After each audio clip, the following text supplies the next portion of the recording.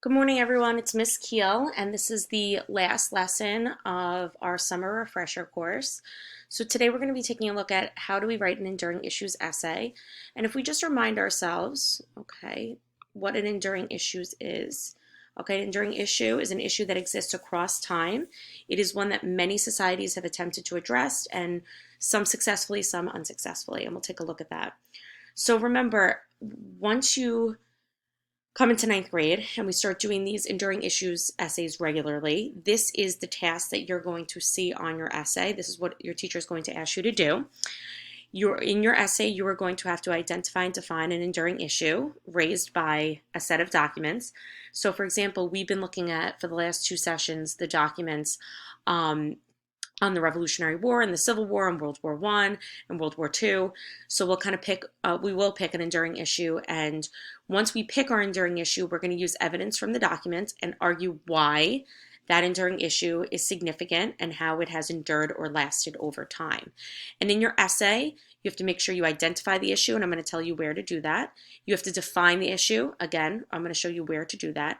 And then in your body paragraphs, you're going to argue that this is a significant issue, and you're going to talk about how this issue has affected people and how it has continued to be an issue or changed over time. And of course, throughout your essay, you're going to include outside information, which you're going to progressively work more and more on this throughout the course of the next year. So remember, these are our documents from the previous lesson. The first document on the Revolutionary War, the second document on the Civil War, the third document on World War I, and it's a timeline, and the last document is on the dropping of the atomic bomb during World War II. And I know you learned about all of these conflicts, all of these documents over the last 2 years, okay? So let's organize our essay. Let's go to our enduring issues graphic organizer, which I've shared with you. Now you're going to use, if you have me next year, if you're coming to Kennedy, you're going to use this organizer for the first probably like 2 or 3 essays, okay, to kind of get you used to how to organize yourself while writing one of these essays. But as the year progresses, I'm going to be kind of taking it away from you just because you're not given it on the final. Now, you'll fill in this enduring issues organizer, you'll examine the documents, and you're going to try to find which enduring issues can you see in these documents. And I think when we spoke last session, a lot of you saw the enduring issue of conflict, some of you saw innovation, some of you talked about cooperation, some of you talked power, but I would say conflict was the number one that you guys identified.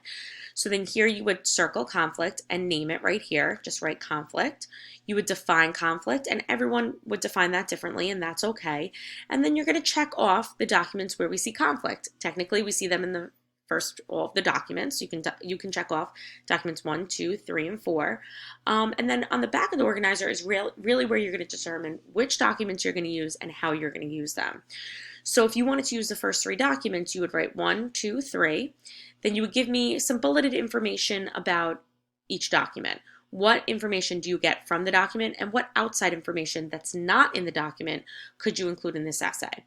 Then here you would bullet information on how has this issue affected people or been affected by people. So how did the Revolutionary War affect people, okay? And how has this continued to be an issue over time? Okay, so now let's get into how to write an introduction, okay? And this is where I always, after I organize the essay with the students, this is the first thing we talk about. How do we write that introduction for our enduring issues essay? So this is a nice graphic that we can use to get you to understand what information you should put in your introduction, okay? So you're going to start off the intro paragraph with a general statement and get more specific and detailed as you progress. So for example, you can start off with something like an enduring issue is an issue that exists across time. Then you can go into saying one example of an enduring issue is, and then you would name your enduring issue. This issue can be defined as. So you're kind of getting one of the tasks that in the question, you're going to do it right away in the introduction paragraph, okay? You're going to name your enduring issue and define it, just to make sure that you do it right away so that the reader knows what is the enduring issue that you're going to talk about and how can we define it right off the bat. Then you're going to say some examples of this enduring issue include, and this is where you would say, the Revolutionary War, the Civil War, and World War I. Okay, so here I always give this to my students in the beginning of the year, is a kind of a fill in the blank introduction. So you actually don't have to do a ton of the work. So right here, and you can do this as I'm going along with you, you would fill in the blanks. So an enduring issue is, and let's say you're doing conflict, you would fill in conflict. One example of an enduring issue is, oh, I'm sorry, back here, I apologize, you would do an enduring issue is, and you would define what an enduring issue is. Then you would say one example of an enduring issue is conflict. This issue can be defined as, and then you would define conflict. And again, everyone defines it a little bit differently, and that's okay. Some examples of this enduring issue include, and then you would name your 3 time periods. So if you're going to choose to do Revolutionary War, Civil War, and World War II or World War I, that's what you would fill in here. So that's always how you're going to organize your introduction. And then here, I have provided how to write a body paragraph. Now, for the purposes of this class, I'm not sure we're going to have the time to get into this, but I wanted to include it just so that you had it moving into the 9th grade year. So just some things to keep in mind. The number of body paragraphs in your essay is determined by the number of documents you're using. So if you're going to use 3 documents, you'll have 3 body paragraphs, 1 body paragraph for each document. Okay, and you're focusing on your enduring issue, how it's impacted people, why it's significant, and how it's endured over time, okay? And here I have a little bit, and I use this burger image to kind of explain to you. You're going to introduce and have a topic sentence. Then you really get into the meat of the essay, right, in the body paragraph where you analyze the document. What information are you getting from the document? What outside information are you using?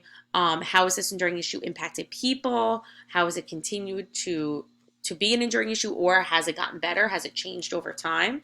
And again, I always give my students, this fill in the blank body paragraph to start off with, and you can feel free to use it for your essays as well.